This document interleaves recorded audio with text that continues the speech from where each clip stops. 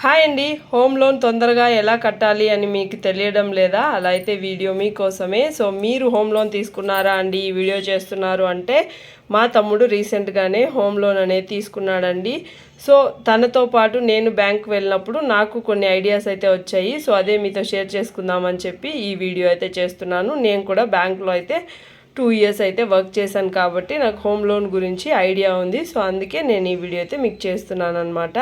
So కొత్తగా home loan తీసుకొని EMI కడుతూ మంత్లీ ఎంత కట్టాలి, ఎలా కడితే తొందరగా తీరిపోతుందిరా సామి అనుకుంటుంటే సో ఈ వీడియో మీకు చాలా బాగా యూజ్ అవుతుంది. సో వీడియోలోకి అయితే వెళ్ళిపోదాం.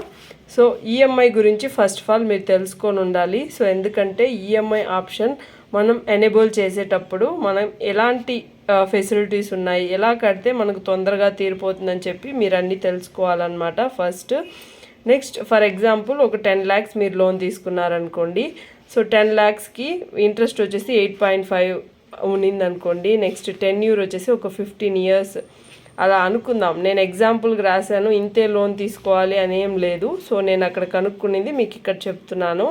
నెక్స్ట్ 15 years వేసుకున్నారనుకోండి, ఈఎంఐ వచ్చేసి 9,800. మీకు ఈఎంఐ కరెక్టా లేదా అనిపించినా కూడా గూగుల్ క్యాలిక్యులేటర్లో వెళ్ళి కనుక్కోండి. గూగుల్లో EMI calculator, home loan calculator నొక్కారనుకోండి మీకు వచ్చేస్తుంది.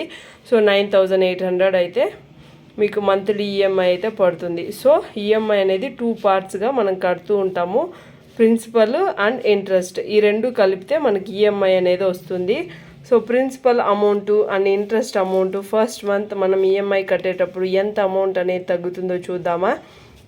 సో సమ్ అమౌంట్ మనం కడతాము. సో ఎందుకు ఇంగ్లీష్లో రాశాను అంటే చాలామంది ఐటీ ఎంప్లాయీస్ కూడా మన వీడియోస్ చూస్తూ ఉంటారు కాబట్టి సో వాళ్ళకు కూడా యూజ్ అవుతుందని చెప్పి నేను ఇలా ఇంగ్లీష్లో కూడా రాశానమాట. తెలుగు తెలియని వాళ్ళు చాలామందే ఉంటారు కదా వీడియోస్ చూస్తూ.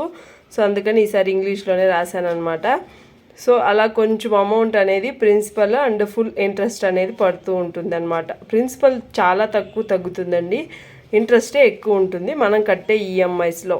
సో పర్టికులర్ మంత్లో మనం ఈ ప్రిన్సిపల్ ఇంట్రెస్ట్ కలిపి కడతాం కాబట్టి సో అలా అనుకుంటే 9,800లో మనం 8,000 ఇంట్రెస్ట్ కడతాము. 8,800 వచ్చేసి ప్రిన్సిపల్ అమౌంట్ అనేది మనకు పడుతుంది అనమాట. సో మోస్ట్లీ ఇలానే ఉంటుంది ఈఎంఐలు అనేది. సో ఓకేనా అండి. నెక్స్ట్ వచ్చేసి ప్రిన్సిపల్ అమౌంట్. ప్రిన్సిపల్ అమౌంట్ వచ్చేసి తగ్గుతూ వస్తుందన్నమాట. మనకు ఇప్పుడు తగ్గింది కదా, ఎంత తగ్గింది, 1,800 అనేది తగ్గింది. సో 10 lakhsకి 1,800 తగ్గితే మనకు 9,98,200 రూపీస్ అయితే ఉంటుందన్నమాట. So next month interest plus principal, ఇప్పుడు ఇంట్రెస్ట్ కూడా తగ్గుతుంది మనకు ఎందుకంటే ప్రిన్సిపల్ అమౌంట్ అనేది తగ్గింది కాబట్టి. సో అలాగా చెప్తున్నాను, ఇంట్రెస్ట్ కూడా కొంచెం తగ్గుతుంది. ప్లస్ ప్రిన్సిపల్ అమౌంట్తో కలిపి ఇంట్రెస్ట్ అయితే సిస్టమ్ ఆటోమేటిక్గా క్యాలిక్యులేట్ చేసి పెట్టేసి ఉంటుంది. నెక్స్ట్ సెకండ్ మంత్ వచ్చేసి 9,800 మీరు కట్టారు. సో అప్పుడు 7,800 మీకు ఇంట్రెస్ట్ పడుతుంది, ప్రిన్సిపల్ అమౌంట్ వచ్చేసి 2,000 పడుతుంది అనమాట. సో ఓవరాల్గా 9,800 అమౌంట్ అనేది సెకండ్ మంత్కి కూడా మీరు ఈఎంఐ కడుతూ వస్తారు. ఇట్లా వెళ్తూ ఉంటుందన్నమాట అమౌంట్. మీకు ఇలా కడుతూ ఉండడం వల్ల మీకైతే ఇంట్రెస్ట్ రెడ్యూస్ అవుతూ ఉంటుంది. సో ఇంట్రెస్ట్ ఒక ఆఫ్టర్ 10 yearsకి ఇంకా తగ్గిపోతూ ఉంటుందన్నమాట మీకు ఇంట్రెస్ట్ అనేది. సో ప్రిన్సిపల్ అమౌంట్ కూడా తగ్గుతూ వచ్చేస్తుంది. ఇప్పుడు ఎలా క్లోజ్ చేయాలి తొందరగా అనేది చూద్దాము. సో మనం ఒక లోన్ అకౌంట్ అనేది మనం లోన్ అప్లై చేసుకున్నప్పుడు వాళ్ళు లోన్ అకౌంట్ నంబర్ కూడా మనకు ఉంటుంది. సో మనం మంత్లీ కట్టడం ఆ లోన్ అకౌంట్ నంబర్లో నుంచే మనం అయితే పే చేస్తూ ఉంటాము. సో మీకు అది తెలియకపోతే ఫస్ట్ ఆఫ్ ఆల్ తీసుకోండి గెట్ లోన్ స్టేట్మెంట్ అనమాట. ఫ్రమ్ బ్యాంక్ నుంచి మీరైతే లోన్ స్టేట్మెంట్ అనేది తీసుకోండి. అప్పుడే మీకు అకౌంట్ నెంబర్ ఏంటి అని చెప్పి తెలుస్తుంది. లేదంటే వాళ్ళని అడగండి, లోన్ అకౌంట్ నెంబర్ మాకు కొంచెం చెప్తారా అని చెప్పి బ్యాంక్ వాళ్ళని అడిగితే వాళ్ళు మీకైతే లోన్ అకౌంట్ నెంబర్ అనేది ఇస్తారు. సో కాబట్టి మీరు 1 extra ఈఎంఐ కడుతూ వచ్చేయండి మంత్లీ. సో అలాంటప్పుడు మీకు తొందరగా అయితే ప్రిన్సిపల్ అమౌంట్ తగ్గుతూ వస్తుంది కాబట్టి తొందరగా మీకు మనీ అయితే క్లియర్ అయిపోతుంది. ఫర్ ఎగ్జాంపుల్ 9,800 ఈఎంఐ అనుకోండి, ఎక్స్ట్రా ఈఎంఐ ఇంకొక 9,800 మీరు కట్టారనుకోండి, ఓవరాల్గా మీకైతే ఒక 20,000 అంటే యావరేజ్గా చెప్తున్నాను. సో అలా 20,000 తగ్గుతూ వస్తుంటే మీకు మెయిన్ అమౌంట్ కూడా తగ్గిపోతూ వస్తూ ఉంటుంది. సో అలా మంత్లీ ఒక 1 extra ఈఎంఐ అయితే కడుతూ వచ్చేయండి.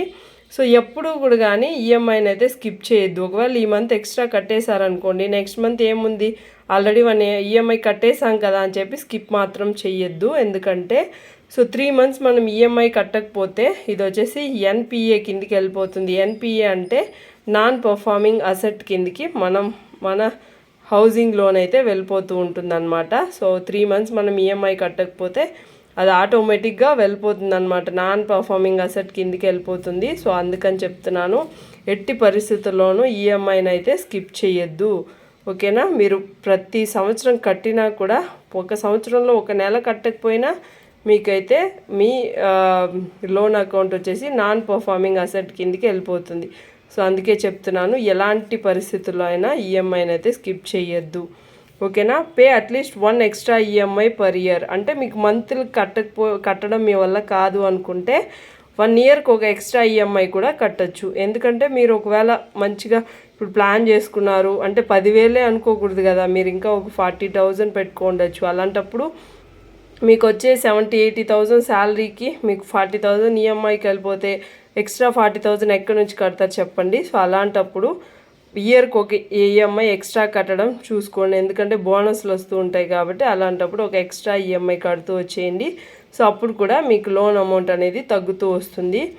So pay with higher EMI. Example ఇప్పుడు ఒక 10,000 మీకు ఉందనుకోండి ఈఎంఐ, సో ఎక్స్ట్రా ఒక 12,000 కట్టండి, ఏం కాదు. సో ఈఎంఐతో కలిపి ఎక్స్ట్రా అమౌంట్ మీ దగ్గర ఉన్నప్పుడు కడుతూ వచ్చేయండి.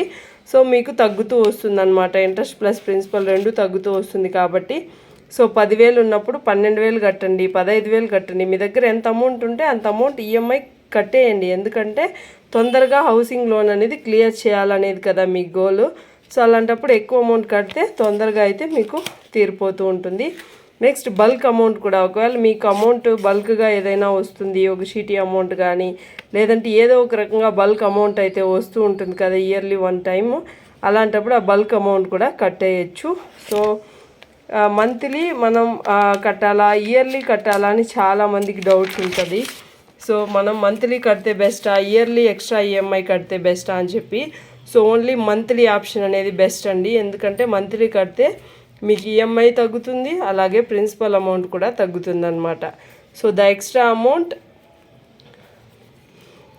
ఓన్లీ మీకు పోయేది వచ్చేసి ప్రిన్సిపల్ అమౌంట్ అండ్ ఇంట్రెస్ట్ కూడా చాలా తగ్గుతుందన్నమాట. సో ఇంట్రెస్ట్ వచ్చేసి రెడ్యూస్ అవుతూ ఉంటుంది కాబట్టి హ్యాపీగా మీరు మంత్లీనే కట్టుకోండి. ఎందుకంటే మంత్లీ కడితేనే మీకు ఎక్కువ బెనిఫిట్స్ ఉన్నాయి, త్వరగా అయితే తగ్గిపోతూ వస్తుంది. సో మనం హౌసింగ్ లోన్ క్లోజ్ చేసేటప్పుడు మనం ఏం చేయాలి అంటే, ఫస్ట్ ఆఫ్ ఆల్ ఎందుకు హౌసింగ్ లోన్ క్లోజ్ చేయాలి ఫాస్ట్గా అని కొంతమంది అనుకోవచ్చు. ఎందుకంటే మాకు ట్యాక్స్ ఎగ్జంప్షన్ ఉంది, సో మేము ఎందుకు కట్టుకోవచ్చు కదా హ్యాపీగా, ఎందుకు క్లోజ్ చేయాలి ఫాస్ట్గా అనుకుంటూ ఉంటారు కదా కొంతమంది. ఎందుకంటే మనం ట్యాక్సే ఎక్సెప్షన్ కావాలి అనుకుంటే మనం ఏ సేవింగ్స్ అకౌంట్ కూడా చూపించుకోవచ్చు. లైక్ సుకన్య సమృద్ధి అని చెప్పి, పీపీఎఫ్ అని చెప్పి, ఆర్డీలు, ఇలా సేవింగ్స్ అకౌంట్స్ని కూడా చూపించుకోవచ్చు. మన అప్పులు చూపించే మనం ట్యాక్స్ ఎక్సెప్షన్ చూపించాల్సిన అవసరం లేదు. సో కాబట్టి చెప్తున్నాను. సో బెటర్ వేస్ వచ్చేసి ఫస్ట్ లోన్ క్లోజ్ చేసేయండి. లోన్ ఎంత త్వరగా క్లోజ్ అయిపోతే మీరు అంత హ్యాపీగా ఆ హోమ్ని ఎంజాయ్ చేయగలుగుతారు. సో అందుకే it always better for any one, అందరికీ చాలా బెటర్ అన్నమాట క్లోజింగ్ హోమ్ లోన్ అనేది. కాబట్టి మీరు ట్యాక్స్ ఎక్సెప్షన్ అనేది పీపీఎఫ్ కానీ సుకన్య సమృద్ధికి కానీ ఇలా కూడా పెట్టుకోవచ్చు. సో అప్పుడు కూడా మీకు ట్యాక్స్ ఎగ్జంప్షన్ అనేది వస్తుంది. హోమ్ లోన్ కన్నా ట్యాక్స్ ఎక్సెప్షన్ కావాలంటే ఇలా సేవింగ్స్ అకౌంట్స్ కూడా చూపించుకోవచ్చు. మీరు ఆఫ్టర్ క్లోజింగ్ హోమ్ లోన్ మీరు ఏమేమి తీసుకోవాలి అంటే, ఎంఓడి అనే ఒక ఫామ్ని రిజిస్టర్ ఆఫీస్కి వెళ్ళి తీసుకోవాలన్నమాట. మీకు హోమ్ లోన్ క్లియర్ అయిపోతుంది అనుకున్నప్పుడు ఎంఓడి అంటే మార్ట్గేజ్ ఆఫ్ డీడ్ అనమాట. సో మీరు ఆల్రెడీ ఒక బ్యాంక్ నుంచి మీరు లోన్ తీసుకున్నప్పుడు బ్యాంక్ వాళ్ళు వచ్చి మీ దగ్గర డాక్యుమెంట్స్ అన్నీ తీసుకుంటారు కదా. సో ఆ డాక్యుమెంట్స్ మీరు రిటర్న్ తీసుకొని ఒక క్లోజింగ్ ఫామ్ అనేది వాళ్ళు ఇస్తారు. సో అది తీసుకొని రిలీజ్ చేసుకోండి. ఎంఓడి అనేది రిలీజ్ చేసుకొని లోన్ అనేది క్లోజ్ అయినట్టు మీకు ఒక ఫామ్ అయితే ఇస్తారు. సో దాన్ని కన్ఫామ్గా తీసుకోండి. ఓకేనా? సో ఇన్ని టిప్స్ ఫాలో అయినారనుకోండి, మీకు త్వరగా అనేది హౌస్ లోన్ క్లియర్ అయిపోతుంది. హ్యాపీగా మీ హోమ్ని ఎంజాయ్ చేయొచ్చు. ఈ వీడియోస్ ఎలా అనిపించింది మీకు, ఎవరికైనా యూజ్ అయిందా లేదా, మీరు చేయడం వల్ల మాకొకరికైనా యూజ్ అయింది అనుకుంటే లైక్ ఇవ్వండి, అలాగే సబ్స్క్రైబ్ చేసుకోండి, కామెంట్ పెట్టండి. ఇంతకీ మీకు లోన్ ఉందా లేదా, హౌసింగ్ లోన్ తీసుకోవాలనుకుంటున్నారా ఏంటి అని చెప్పి మీరు కామెంట్ పెట్టడం వల్ల నాకు కూడా తెలుస్తుందన్నమాట. Take care, bye.